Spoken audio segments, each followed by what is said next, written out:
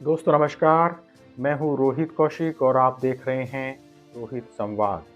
दोस्तों सबसे पहले आपसे विनम्र निवेदन है कि आप हमारे यूट्यूब चैनल रोहित संवाद को सब्सक्राइब करके और हमारी फेसबुक पेज रोहित संवाद को फॉलो करके जन सरोकार की पत्रकारिता को अपना समर्थन दें। बेल आइकन भी दबा दें ताकि जब भी हमारी नई वीडियो अपलोड हो तो आपको उसका नोटिफिकेशन मिल जाए। इस वीडियो को लाइक कर, शेयर कर और इस वीडियो पर कमेंट कर भी आप हमारी आवाज़ को बुलंद कर सकते हैं। दोस्तों, बहुजन समाज पार्टी की प्रमुख मायावती पर कई आरोप लगते रहे हैं। हाल ही में राहुल गांधी द्वारा मायावती पर आरोप लगाने के बाद इस मुद्दे पर तरह तरह की प्रतिक्रियाएं सामने आ रही हैं। हाल ही में राहुल गांधी ने मायावती पर भारतीय जनता पार्टी को फायदा पहुंचाने का आरोप लगाते हुए कहा था कि अगर बहुजन समाज पार्टी इंडिया गठबंधन में होती तो पिछले साल के चुनावों में एनडीए की जीत नहीं होती। हाल ही में राहुल गांधी ने रायबरेली में हुई एक सभा में कहा था कि सवाल यह है कि बहन जी ठीक तरह से चुनाव क्यों नहीं लड़ पा रही हैं। हम चाहते थे कि बहन जी भाजपा के विरोध में हमारे साथ मिलकर लड़ें, मगर मायावती जी किसी न किसी कारण से नहीं लड़ी। हमें तो काफ़ी दुख हुआ। अगर तीनों पार्टियां एक हो जाती तो भाजपा कभी नहीं जीतती। राहुल गांधी की टिप्पणी के बाद मायावती ने राहुल गांधी पर पलटवार करते हुए कहा था कि कांग्रेस ने दिल्ली चुनाव में भाजपा की बी टीम बनकर चुनाव लड़ा। यह आम चर्चा है जिसके कारण भाजपा सत्ता में आ गई है। राहुल गांधी को किसी भी मामले में दूसरों पर, खासकर बहुजन समाज पार्टी की प्रमुख पर उंगली उठाने से पहले अपने गिरेबान में भी जरूर झांक कर देखना चाहिए। शिवसेना उद्धव ठाकरे गुट के नेता संजय राउत ने भी राहुल गांधी की बात का समर्थन किया। उन्होंने कहा कि हमने कांग्रेस और एसपी के गठबंधन का असर लोकसभा चुनाव में देखा था। जिन सीटों पर उनकी जीत नहीं हो पाई थी उसके पीछे मायावती की बीएसपी वजह थी। दोस्तों, जब राहुल गांधी सवाल उठाते हैं कि बहन मायावती ठीक से चुनाव क्यों नहीं लड़ रही हैं, तो यह शक होता है कि क्या राहुल गांधी यह बात कहकर कोई राजनीति कर रहे हैं। हो सकता है कि राहुल गांधी राजनीति कर रहे हों, लेकिन राहुल गांधी ने सवाल तो सही उठाया है। यह बात तो सही है कि बहन मायावती भारतीय जनता पार्टी के खिलाफ मुखर होकर चुनाव नहीं लड़ रही हैं। तो क्या मायावती जी भारतीय जनता पार्टी से डरती हैं? यह कटु सत्य है कि बहन मायावती जी भारतीय जनता पार्टी के खिलाफ कुछ बोलती नहीं हैं। विपक्ष में होने के नाते यह उनकी जिम्मेदारी भी बनती है कि वे सत्ता पक्ष से सवाल पूछें, लेकिन उन्होंने सवाल पूछने बंद कर दिए हैं। इसकी जगह उन्होंने चुप रहना ही स्वीकार कर लिया है। तो क्या मायावती जी ने समझौते की राजनीति करने की ठान ली है? बहन जी सत्ता पक्ष की हठधर्मिता पर सवाल नहीं उठाती हैं। बहन जी व्यवस्था पर भी कोई सवाल नहीं उठाती हैं।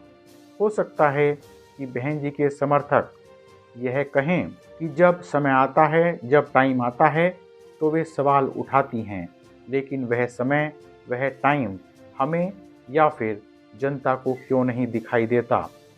राहुल गांधी लगातार सत्ता से सवाल पूछते रहते हैं, लेकिन बहन जी ने अपने मुंह पर ताला लगा लिया है। यही कारण है कि आज बहन मायावती जी की लोकप्रियता और प्रासंगिकता लगातार कम होती जा रही है। मायावती कांग्रेस पर यह आरोप लगा रही हैं कि वह भारतीय जनता पार्टी की बी टीम है, लेकिन क्या मायावती अपनी पार्टी बहुजन समाज पार्टी को ए टीम बनाने का कोई प्रयास करती हुई नजर आती हैं? यह सभी को दिख रहा है कि बहन मायावती जी ने अपनी पार्टी को भारतीय जनता पार्टी की बी टीम बना दिया है। बहन मायावती स्वयं को अपनी पार्टी को भाजपा के खिलाफ खड़ा करने के लिए कोई प्रयास नहीं करती हैं, लेकिन कांग्रेस को भाजपा की बी टीम बता देती हैं। दोस्तों, कई बार तो लगता है कि बहन मायावती स्वयं भारतीय जनता पार्टी की कठपुतली बन गई हैं। सवाल यह है कि क्या कठपुतली बनकर राजनीति की जा सकती है? क्या कठपुतली बनकर बहन जी के उन उद्देश्यों को प्राप्त किया जा सकता है जिन उद्देश्यों की बात वो अपने भाषणों में करती हैं? क्या बहन जी दलितों के अधिकारों की बात भी भूल गई हैं? इस दौर में कहाँ गए बहन जी के दलित सरोकार? इसलिए राहुल गांधी ने बात तो सही कही है। राहुल गांधी ने जो बात कही है वह गलत नहीं है, लेकिन बहन जी को राहुल गांधी की यह बात चुभ गई। इसलिए बहन जी ने राहुल गांधी को अपने गिरेबान में झांकने की सलाह दे डाली। लेकिन क्या बहन जी अपने गिरेबान में भी झांकने की हिम्मत करेंगी? दरअसल राहुल गांधी ने मायावती की राजनीति पर सवाल उठाकर दलितों को भी यह संदेश देने की कोशिश की कि अब मायावती उसी भारतीय जनता पार्टी की राजनीति का हिस्सा हैं। तो जो पार्टी दलितों का आरक्षण खत्म करना चाहती है, जिस पार्टी ने संविधान को खत्म करने का प्रयास किया, शायद राहुल गांधी यह संदेश भी देना चाह रहे हों कि अब दलितों के पास कांग्रेस से अच्छा कोई विकल्प नहीं है। हालांकि मायावती ने यहाँ तक कह दिया कि कांग्रेस और भाजपा आदि का चाल चरित्र और चेहरा हमेशा बाबा साहब डॉक्टर भीमराव अंबेडकर, उनकी अनुयायी बहुजन समाजवादी पार्टी और आरक्षण का घोर विरोधी रहा है। दोस्तों, यानी बहन जी भाजपा और कांग्रेस दोनों को ही घेर रही हैं। यह उनकी चालाकी नहीं तो और क्या है कि एक तरफ तो अब वे दिखावे के लिए भारतीय जनता पार्टी पर सवाल उठा रही हैं, लेकिन दूसरी तरफ जब भारतीय जनता पार्टी पर सवाल उठाने का समय आता है तो वे चुप्पी साध लेती हैं, वे चुप हो जाती हैं। यह सही है कि इस मुद्दे पर सब राजनीति कर रहे हैं, लेकिन राजनीति करते हुए अपनी विचारधारा पर बने रहना भी बहुत ज़रूरी है। बहन मायावती ने चुप रहने को ही अपनी राजनीति समझ लिया है या फिर भाजपा से डरकर वे चुप बैठ गई हैं, यह तो वे ही जाने। लेकिन कटु सत्य यह है कि अब उनकी राजनीति पर सवाल उठने शुरू हो गए हैं। बहरहाल आज रोहित संवाद में इतना ही। जल्दी ही मिलेंगे एक नए मुद्दे के साथ। नमस्कार।